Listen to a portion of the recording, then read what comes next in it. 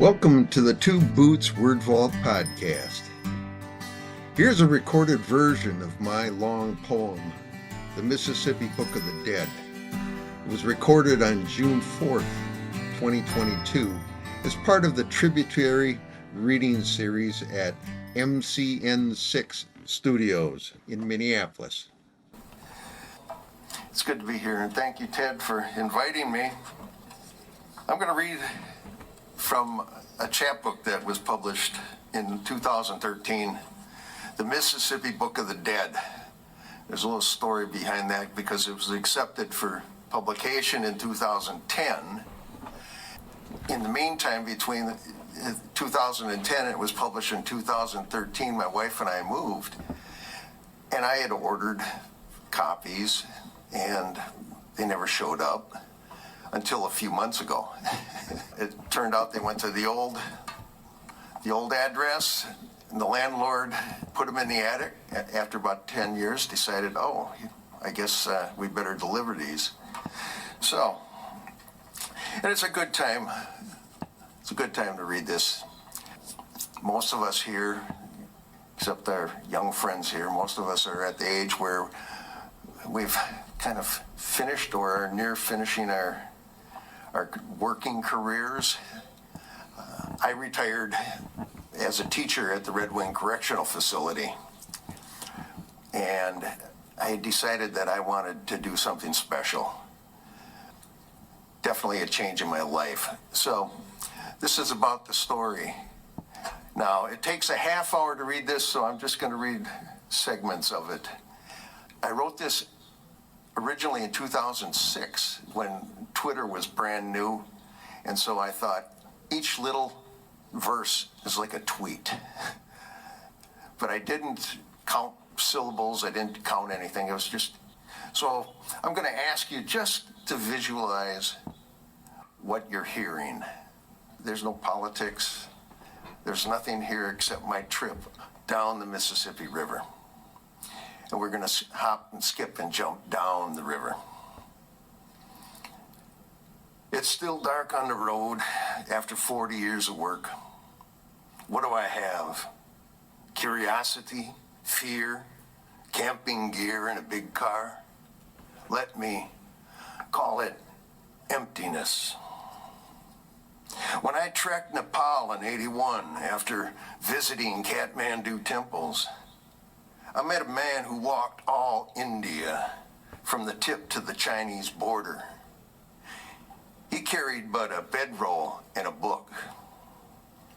He walked the Himalayas, sure-footed and spry, past the mountain of the sleeping elephant, past the fishtail, the tent, under the providing goddess, along the river of Earth's deepest slip, the Kali Gandaki Gorge.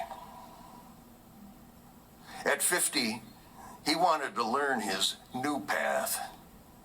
He longed to pray at holy Muktinath, where flame burns above the water in a cave. He prayed and turned around for home. A seed fell into my soul. But I'm alone for a moment at the Mississippi headwater, in the parking lot called Cemetery Circle. My car won't start. My battery is dead. Tomorrow seems as thick as a spruce swamp. The big river slides beneath Brainerd's Bridge, where meth head painters sign their names. They tattoo pentagrams on the pylons, pick their scabs and give up on choice. They're following the long, long road like ghosts. The ground is trembling from nighttime explosions at Fort Ripley's artillery range. I never went to Nam, but Roger, Steve, and Dennis came back and blew themselves away, one way or another. Pig's Eye is a riverside waste plant. Prisons hunker up and down the river. I'm not really a pilgrim like Parsifal or Quixote, but a rosary of sorrow twists in my head. In La Crosse in '68, after hitching rides all day, Dennis and I slept on headstones in a cemetery until the caretaker came home at 2 a.m. and threatened his wife's life through her locked window. Then Dennis laid out on a bar's front stoop. I watched the sun roll over a bakery. The lottery draft changed our lives.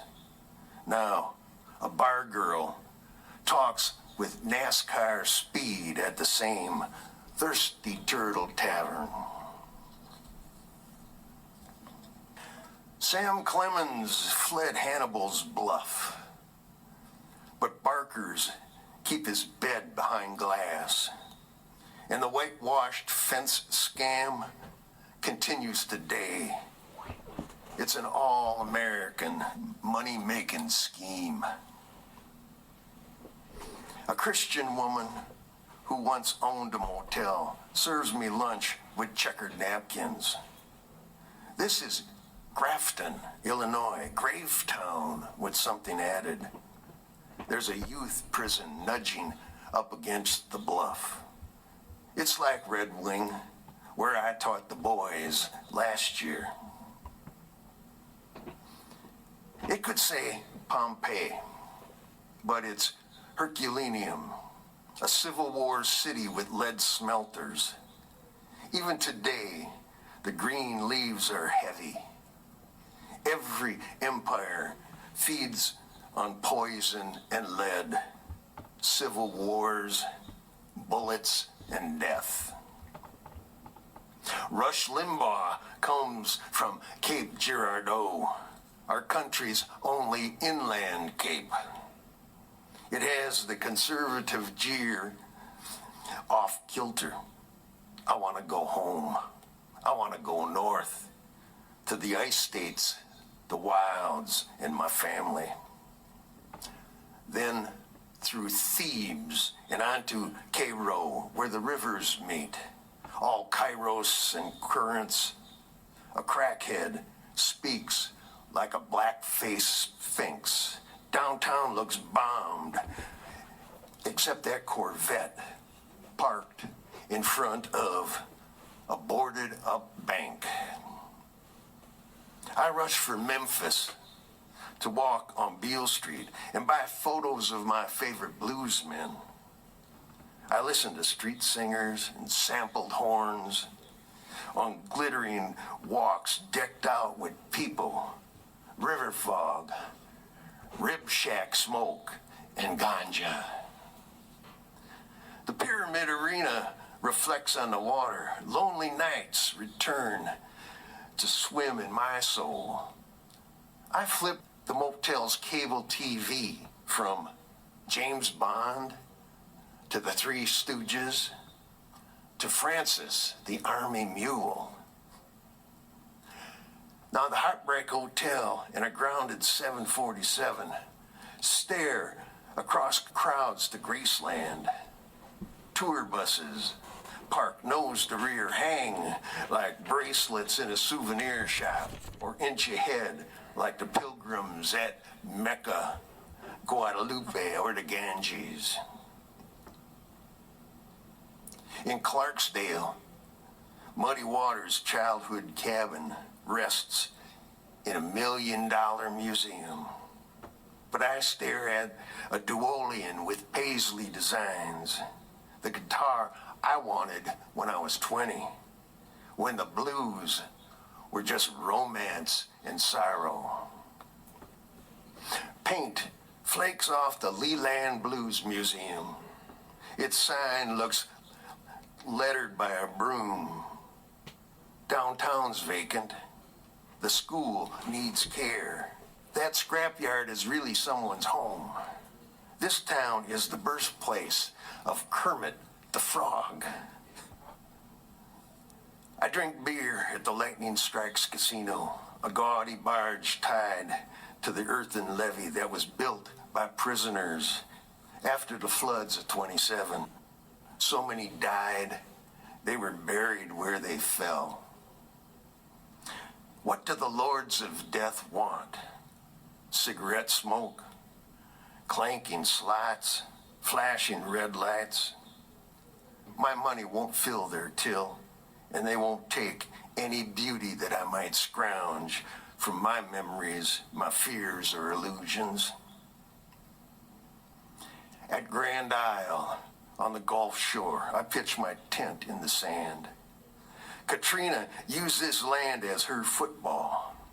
Wind, rain, and darkness were her teammates. Tonight, I see nature's backside. I feel something more than chaos. Is it a fear of boredom? A fear of solitude? Fear of failure? Fear of fear or death? I can't relax.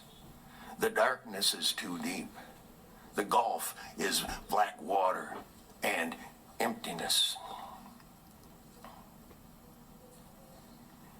A bleached blonde tops off my coffee.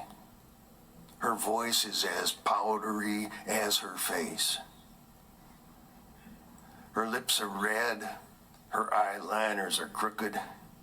She's about 45 with a special figure, lonely eyes, and a dark, fresh hickey. I hear "Who dat?" in a New Orleans shrimp market. Brooklyn nuns taught tough Irish kids when no one else would go into their slum. Mixing Cajun, Gaelic, Dixie, and Creole, and I hear what Whitman once heard. I've been in and out of the river's generosity. Rosie and Robert Roberts feed me barbecued shrimp and red potatoes. Their deep quilts and calm, warm home help me sleep like a satisfied man. It ain't Mardi Gras, but the characters are out. The naked cowboy serenades at a stoplight. Between crosswalk lines, he plays a white guitar, wears a white Stetson and white cowboy boots, and nothing else except clean, white Fruit of the Looms. Robert buys an extra lunch to deliver to the homeless in the French Quarter. Look at their shoes. You can tell who's hungry. They are sandstorms and snowdrifts banking against doorways or trash piles in the alley.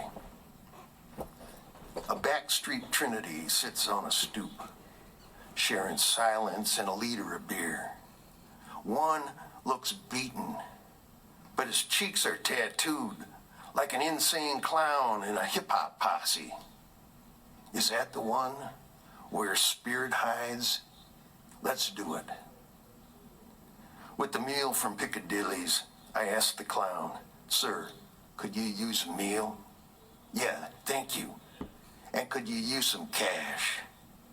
His voice becomes real. "God bless you." Robert tells me that changing voice proves he's spirit. Months after the levees failed, the water's gone. An empty barge dry docks in the North Ward. A Christmas reindeer sits at the wheel of a Buick. The upright homes are making mold. A speedboat is stalled on the roof. Too many folks drowned in their attics. He wasn't walking to New Orleans, but a spray paint message on his balcony reads, "R.I.P. Fats, you will be missed." Fats Domino was missed. He's still alive. It's my last 3 a.m. in Louisiana, and I'm thirsty. A log burns in the living room fireplace. Robert works on a laptop in half light. He looks like an African king in a story. Am I dreaming? Am I awake? Am I living? Between Grenada and Tilatoba, sunlight breaks through the clouds. I'm going north in the fast lane. A fat old woman scowls at a rest stop, but I smile, and she gives me a grin and a twinkle. Robert taught me one way to hunt spirit. This woman shows me another. To get spirit a drop at a time. To give it a drop at a time. Watch for the second look. Listen for the second words. From Winnebagosh to Crow Wing, Sartell and Afton, Diamond Bluff, Pine Creek, Sugarloaf and Dogfield, McGregor, LeClaire, Moline and Muscatine, Warsaw, Keokuk, Quincy and the Palisades, to Columbia and Lewis and Clark.